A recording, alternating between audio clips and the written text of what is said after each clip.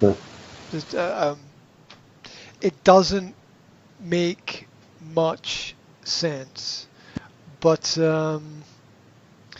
like I was explaining, I interviewed somebody who runs a local technical refurbishment company this week, and Uh-huh. really nice interview about community and technology, and I was talking with him about how you can do so much now with very simple, very cheap, very basic technology. You don't need, you can do it all with your phone, right? I Yeah. mean, I I could I could do this with my mobile phone, but one element, just the recording of the session is so much clearer and easier when I'm doing it on a desktop, but everything else could be done on a mobile. It's really powerful. People are not utilizing. Do you know how how many people in companies are not using the technology to to its full effect right now? It's quite incredible. I mean, it is possible. Here's an example for you. It is possible for the CEO of your company to get the phone numbers of every member of the company and to directly text them a message personally, right? Did you know, just in terms of communication within a company, like imagine to your phone, and maybe it goes out to everybody in the company, but it's still a Uh-huh. message, a personal message texted from the CEO or director of the company could go out once a week to everybody to say, thank you for their work and, keep going. And it would be a Uh, personally texted. He could take his phone and he could make a little video and say, hey guys, thanks very much. I'm here right now and I want to, once a week, right? He could do that. And a, that would be reaching out to the people in the company instead of, being at the top of the yeah. pyramid, right? Do you know how many CEOs do that? Big, Zero. big fat round number. Yeah. What a wasted opportunity in terms of modern technology. What a wasted opportunity to reach out and motivate and connect with the people around about.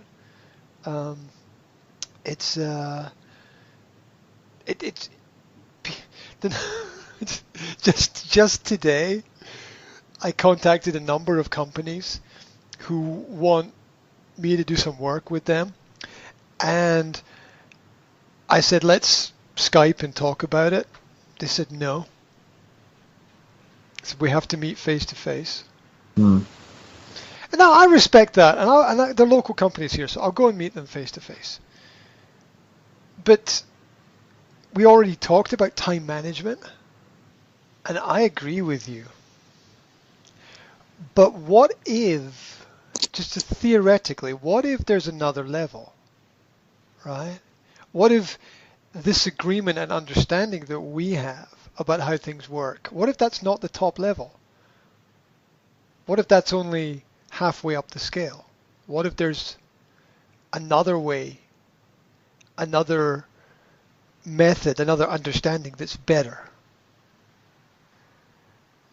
What Uh, if? I'm saying theoretically. Now let me introduce the theoretical okay. idea, okay?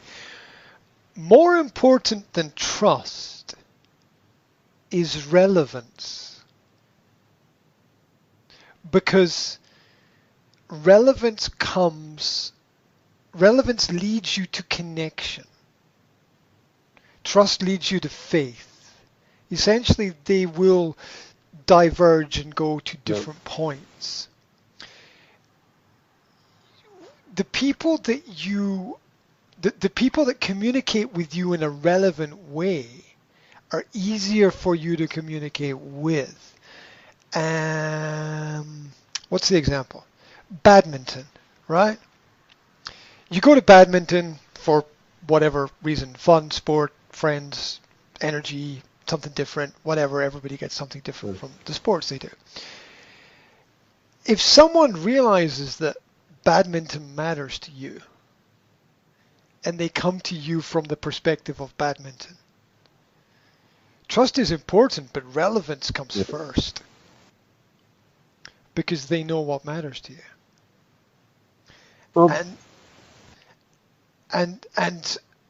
And so when people say you have to build trust, yeah, you can't do anything without trust, but at the same time, you never know everything about everybody, right? Somebody could be, and this is completely irrelevant, but it's just as an example, like somebody could be great in business, but really terrible and horrible in their personal life. I'm not talking about another meeting, but I'm talking about first meeting. What if that's old? Yeah, it's. What if that's old now? And let me tell you why. Because people who buy can I do this politely? No, I can't do this politely, right? Yeah. People who buy shit from eBay don't give a fuck who's selling it. They don't care. Yes. They don't care. Now that is what is driving e-commerce and killing the high street. There's no, according to the general philosophy of business, that should not work. That should not even exist. Because there is no first meeting. There's zero meeting. It's business and trade on zero meeting. Yes, it's a mentality of understanding that first meeting doesn't, in the future, is not going to matter at all. Yeah. Because the middleman is disappearing. People are going direct to customer. The middleman is disappearing. The middle business is just perhaps with the exception of deliveries, right? Yeah. Right. And this is changing the game of commerce. This is changing the game of communication, where this idea that trust is built from meeting the same person in the physical space is something that if a person or a business is able to transcend, to get beyond that, they will win in the future. Businesses who do this will win. Businesses who don't do this will be trapped in the first we have to do this, and then we have to do this, and then we have to do this. And that's a model. Look, all models require being updated. All practices require being updated. The principle of Kimberly-Clark's business is based on that. And the same way that the products and systems require updating, the methods of business with the development of technology require updating as well. And it used to be that you needed to fly. Look, here's an example, right? 2 businesses I contacted. One said to me, I'd love to meet, come to my office. The other one said to me, I'm on Skype, you can call with me now. Right? The person on Skype that I called with now was a meeting and agreement set up in less than 1 hour from first mail. First mail in 1 hour. Okay. The person who wanted me to go to their office, I haven't even been to their office yet. The business didn't even happen. Right? Those who are implementing the speed of technology to help them make decisions are destroying the competition, because what used to take 2 weeks can now be done in 2 minutes. And the mentality of first meeting is something which is powerfully understandable,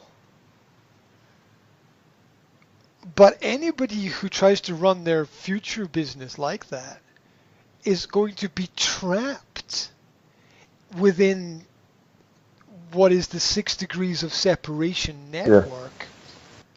That is, I can only ever do business with people that I've met. And if I haven't met you, I can't do business with you. But you don't sell to your customer like that. Because most people know that the customer's out there somewhere. You know, and they are. They're buying the products. But you don't need direct contact with them. You don't need to trust the customer. You know, there's no like, oh, trust the customer.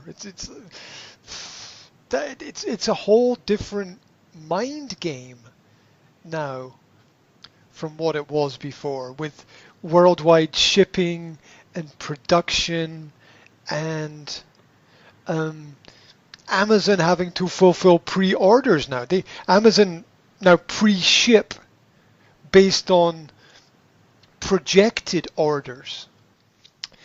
So because you've got to know how much product you need, those that, you know, project and have that data, and Amazon are now like, okay, so many people in this area will want this product, so we'll ship this product out before people order it, because they know they're going to get they're going to get so many orders. Here's another point related to that, which I think is useful to understand, which is time matters. Back to time again. Time matters. That which you can solve today makes free time tomorrow for the next business, the next client, the next customer, the next step. Everybody's limited, but that which we can solve today. And the technology is doing that. It's helping us make those make those differences. And as I said, people are not using the phone is more than a phone now. And remember, you're in the 5%, right? You're in that top 5% who are like, this is more powerful. I can use this in more ways. And the other 95% have no idea still. They don't know. They've got no idea that this transformation is going on, and especially in old school Slovakia, where, and even in the north of Scotland, it's very old school as well. You go to South Korea, you will face a different type of problem, because the apps are deciding for you what you're going to do before you do it, right? You probably, I just bought a new printer from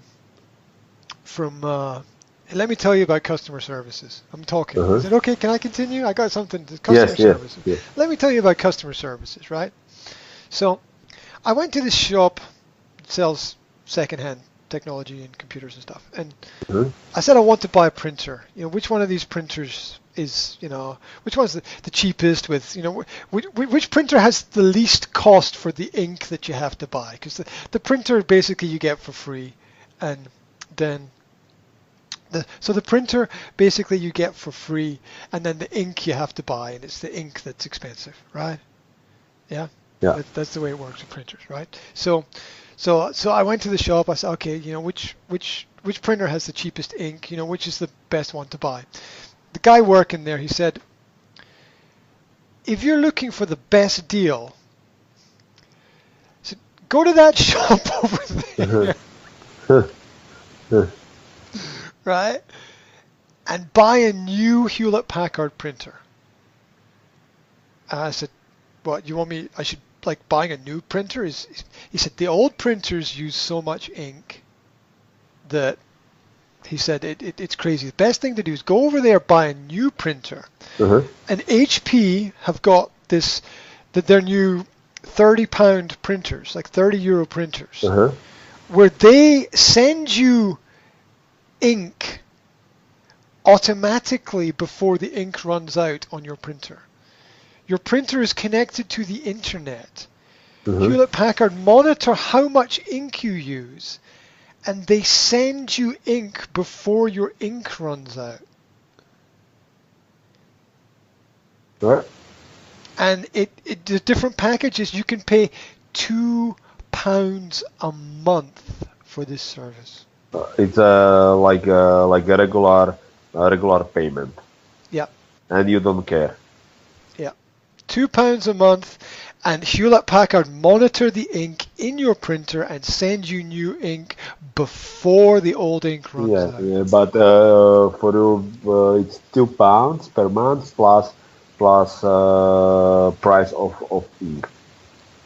No. It's including? Yeah.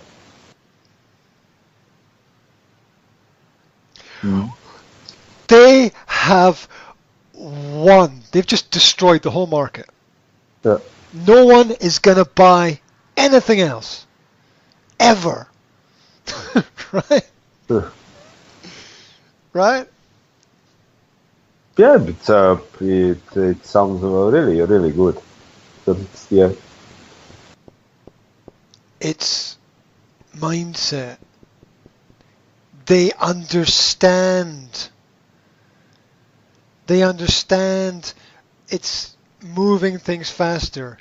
It's making it easy. What was the problem with, what was the problem with it got the feedback from the customers? What was the problem? The problem was, I have to change the ink, and I have to go to a shop, and I have to buy the right kind of ink, and maybe they don't have the right kind of ink, and the ink's expensive, and you don't even have to leave your home.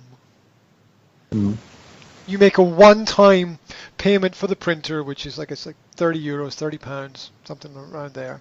Then you register, pay £2 a month, and they send ink to your home. Now there's different categories, and there's a limited number of pages you can print, but you can choose your category, and you can change it, and it just the fucking petrol to get to the shop to buy the ink, right? Right? Win, and they understand that all of this getting to know somebody, having the first meeting, but it's gone because relevance and speed wins the race. Because when you're watching the Slovak athlete in the Olympics, it doesn't matter if you trust him. The fact is that what's relevant is he or she is Slovak, and you relate to that, and that connection creates everything else. And of course there's other elements to it. You can build reliability, because trust is an element of that, and that would be visible in the example of, say, Peter Sagan in the cycling, where there's, over a period of time, a person proves that they really are the best. So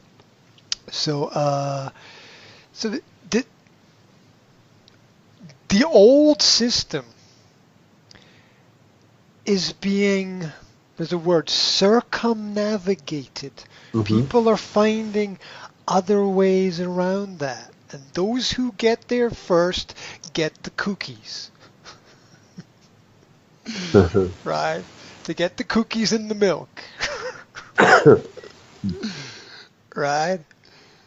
Because when you go into the bar and you meet the girl and you talk to the girl, and this is, I'm talking to the past you, not the present you, okay? When you go into the bar and you meet the girl, if you don't connect with her about what she's interested in, forget it. Yeah. Yeah, because all this, you have to build up trust. I agree that trust is a vitally important part of life, but we almost have to assume that we all have an innate ability to comprehend trust and not worry about it. That we're not even going to go down a road that doesn't involve trust at all. We're not even going to think about it, because for intelligent people, it's like this most of the time. Yeah, you've been in so many meetings, you've heard so many conversations, you've had so much experience that you're able in 1 second to make the right decision. And you don't have to think about it too much most of the time. Yeah. So things are the people they still haven't got it yet. The people still haven't got the. I thought 2 years ago people were going to get there's a live button on Facebook and people can press the live button and make a. Almost nobody in business is utilizing that. Do you know that a live, if you've got like a 500 to 1,000 followers, a live video on Facebook pulls in more people than a television advertisement?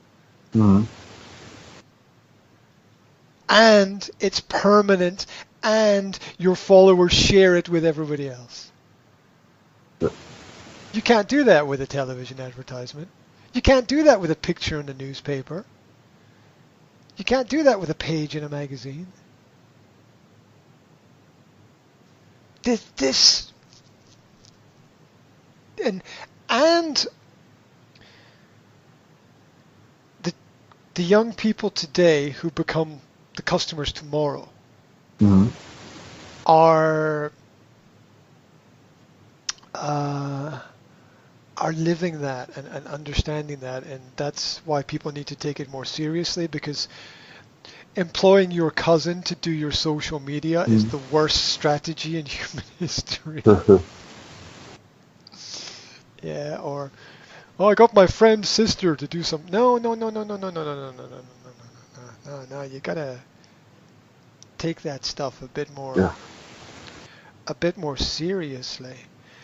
I went into a local shop and made a 30-second video of their products, came back, put it into my phone, pressed a couple of buttons, sent it back to the owner of the shop. They put it on their Facebook page. It got 1,000 views in 24 hours. And I guarantee you it wasn't just 1,000 people watching it. There was more than 1,000 people who watched that. Right? You can't compare that to anything else at all. Except maybe some piece of traditional media that has a long history of success, or a newspaper with readership, or whatever. This time that we live in, where the technology integrates into everything we do, my glasses will in the future be some form of Google glasses. This will. Yeah. I won't have the laptop there. I'll just have the glasses that will project the laptop. If that doesn't already, it probably already exists in South Korea or something like that. They're so far ahead of us. It's unbelievable. So if we go back to the first point, which is this first meeting thing. Really interesting. It's really interesting that the owner of the company who said, "I'm on Skype, hit me up now." Boom, done. And the person who said, "Come to my office," might never happen. And I guarantee you, out out there in the world. It's happening. It's happening right now. There's people saying, hit me up on Skype now. Uh-huh. Moving things forward. And then somebody else is going, well, come to my office. It's not happening at all. It's not happening at all. And that's when the companies get bigger and you've got all those processes in place and somebody has to travel halfway around the world to have 2 or 3 meetings to go halfway back around the world again for something which might or might not be necessary. Yeah. It's interesting. People are still not engaging through the technology in the right way, I think. And the bigger organizations need to pay more attention to elements like that, because the threat is not from your competition. The threat is from who's rising. Because your competition, you know. Right? Kimberly Clark knows Procter & Gamble, knows Torque, knows whatever. So the threat is not from that. It's from the new technology. It's from the Netflix that destroyed Blockbuster. Because Blockbuster was offered Netflix for $30 million. And Blockbuster said no. And now Netflix is worth what, $5 billion? Right? What a terrible mistake.